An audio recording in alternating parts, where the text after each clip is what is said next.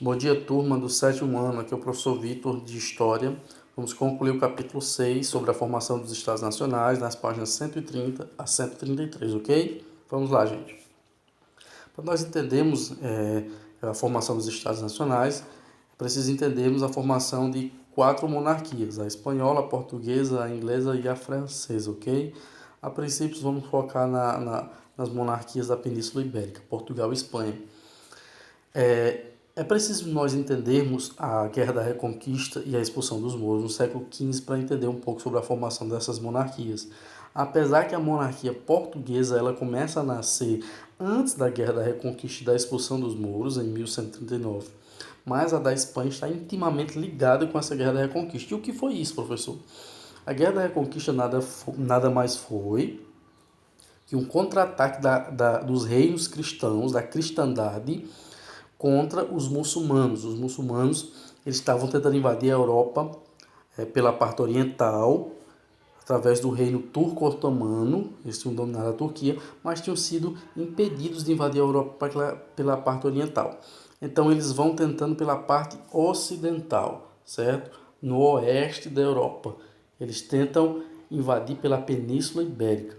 Só que os francos, que são chamados assim, mas hoje nós conhecemos como franceses. Então os francos eles não eram unificados, mas tinham um principal exército da Europa. Eles é quem fazem a principal defesa da Península Ibérica para impedir o avanço dos muçulmanos. Os muçulmanos já tinham conquistado toda a Palestina, partes do Crescente Fértil, partes da Índia, tinham conquistado a Turquia, tinham conquistado a Península Arábica, tinha conquistado o Egito e todo o norte da África e conseguiu avançar sobre a Península Ibérica, dominando territórios espanhóis e estabelecendo um califado, que foi chamado Califado de Córdoba. Então, o que é um califado? É um reino muçulmano, certo? É um domínio muçulmano sobre a administração de um califa, ok? Então, eles estabeleceram o Califado de Córdoba, na Espanha, e ficaram convivendo com cristãos ali lado a lado, ora em paz, ora em conflitos, mas eram impedidos de avançar pelo exército franco e ficaram ali na sua porção da Península Ibérica, ok? Por que eram chamados de mouros? Porque os invasores da Península Ibérica eram de origem da Mauritânia, então por isso eram chamados de mouros, que mouros eram como eram conhecidos os habitantes da Mauritânia, que eram muçulmanos. Então, gente, o que acontece é que os cristãos, os reinos cristãos, decidem mover uma guerra contra os mouros para expulsá-los de vez da Europa. Inclusive, com a convocação das cruzadas pelo Papa Urbano III, movida uma cruzada para a Península Ibérica para a expulsão dos muçulmanos daquela localidade. Então, no século XV, de fato, essa guerra surte efeito e os muçulmanos são expulsos da Península Ibérica, ok? O nascimento de Portugal ele se deu justamente com o processo de ocupação da Península Ibérica em 1139 e ele foi a administração da região que nós conhecemos como Portugal hoje foi cedido a um nobre francês, Henrique de Borgonha. Ele então reivindica a autonomia e a independência da região, qual ele chamava de Portugal, e então foi reconhecido em 1139, passou a ser o rei daquela localidade ali, o rei de Portugal, nasce assim a monarquia portuguesa.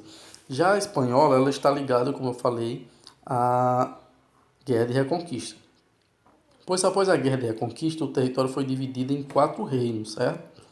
Leão, Navarra, Castela e Aragão. Cada um desses reinos administrado por um rei. Então a Espanha não estava unificada, certo? Não havia uma monarquia, haviam reis dominando sobre 4 regiões administrativas. Como se deu o processo de unificação? Leão e Castela se uniram mesmo antes do fim da Guerra da Reconquista, certo? Eles se uniram no século XIII. Leão e Castela fizeram então essa união, esse acordo de união e uniram as coroas. Posteriormente, se uniram a Aragão por meio do casamento de um nobre, né, de um príncipe chamado Fernando de Aragão com Isabel de Leão e Castela. Então, Fernando era rei, Isabel princesa, Isabel de Leão e Castela, e por meio desse casamento eles uniram agora Aragão, Leão e Castela no reino só. Por meio da guerra, certo? Eles conquistaram o reino de Navarra em 469 e ficaram conhecidos como os reis católicos, né, que eles foram responsáveis pelo processo de expulsão dos árabes em 1492 da Península Ibérica. A partir da união desses quatro reinos, estava constituída a monarquia espanhola, ok, gente? Já a monarquia inglesa, ela sofreu uma forte influência da Guerra dos 100 Anos contra a França, certo? Apesar desse nome Guerra dos 100 Anos, a guerra durou 116 anos, certo? Professor, mas por que não é a Guerra dos 116 anos, e sim Guerra dos 100 Anos? Que eles resolveram arredondar para ficar mais claro, né, na hora de se falar. Guerra dos 100 Anos, pronto, fica mais fácil de se falar, certo? Arredondaram o número. Mas ela durou cerca de 116 anos, ok?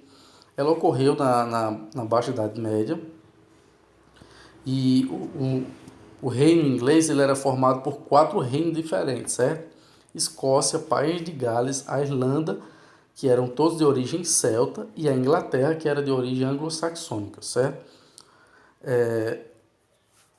Os anglo-saxões eles são de uma mistura dos povos germânicos com algumas tribos que migraram para a região da Inglaterra. Já os celtas eles são indo-europeus, eles são autóctones dessa região ali, ok? Então foi Henrique II que unificou esses reinos para lutar contra os franceses, certo? Então ele unifica, né, unindo forças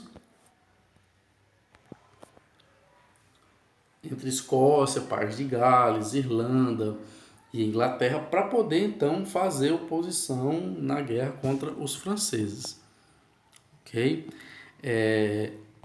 Nesse período surge um rei muito conhecido chamado Ricardo Coração dos Outros, que ele é um dos principais reis ingleses que lutam nas cruzadas e luta também contra os franceses, e em uma dessas guerras, né, dessas muitas guerras, tentam usurpar o poder de Ricardo Coração dos Outros, mas ele acaba retornando para a Inglaterra para poder reivindicar seu trono. O que acontece é que há muitos gastos com essas guerras de Ricardo, e seu irmão que herda o trono, o rei João Sem Terra, né, acaba não sabendo lidar com esses gastos. Inclusive, ele é chamado assim João Sem Terra porque foi na administração dele que a Inglaterra perdeu a Normandia para a França. Então a França passou a dominar essa região que era inglesa, que era dos ingleses, a Normandia, e por perder essa vasta área de terra, ele passou a ser chamado João Sem Terra. E foi no reinado de João Sem Terra que foi então redigida a Magna Carta, que acabou fundando a monarquia parlamentarista inglesa, certo? Com um sistema diferente do que ocorreu na Espanha e em Portugal. Por quê, professor? Porque na Espanha e Portugal as monarquias eram absolutistas, ou seja, o rei governava somente ele. Ele dizia, a palavra do rei era lei, o que ele quisesse fazer ele fazia, e então ele tinha todas essas esferas, né, de dominação. Já na Inglaterra, com essa Magna Carta fundando a monarquia parlamentarista, o rei ele estava submetido ao parlamento que era bilateral, com a Câmara dos Lordes, né, com os principais nobres ingleses pertencentes à Câmara dos Lordes, e a Câmara dos Comuns, com burgueses, com comerciantes ricos ali, né, da Inglaterra, mas todos de origem humilde. Por isso que era chamado de Câmara dos Comuns. Então esse parlamento ele regia, ele governava juntamente com o rei. O rei ele não era absoluto, ele tinha que estar submisso, ele tinha que submeter ao parlamento, ok? Então foi esse aí o processo de formação da monarquia inglesa, ok? Sobre a monarquia francesa, ela está intimamente ligada à queda do Império Romano a princípio, certo? Quando o Império Romano cai, a França ela está dividida em diversos feudos, ela não é unificada, eles são chamados de francos ainda, E esses muitos feudos, essa fragmentação do território francês, torna os franceses vulneráveis ao ataque dos ingleses. Então os ingleses atacaram e passaram a dominar a França. Inclusive porque depois da morte de um rei francês, o seu sobrinho ele não deixou sucessores ao trono, e o seu sobrinho, que era um rei da Inglaterra, decide assumir o trono dos franceses. Aí é que começa o domínio dos ingleses sobre os franceses. Só que os franceses, de fato, eles nunca toleraram isso. E onde surge a figura de Joana d'Arc, né, uma guerreira francesa, uma jovem, e o sentimento nacionalista ressurge ali com ela, né, para lutar na vitória contra os franceses. Para vocês que não conhecem sobre a história de Joana d'Arc, ela era uma camponesa, de origem camponesa, que tem diversos sonhos, revelações divinas, que deveria lutar pela libertação dos franceses.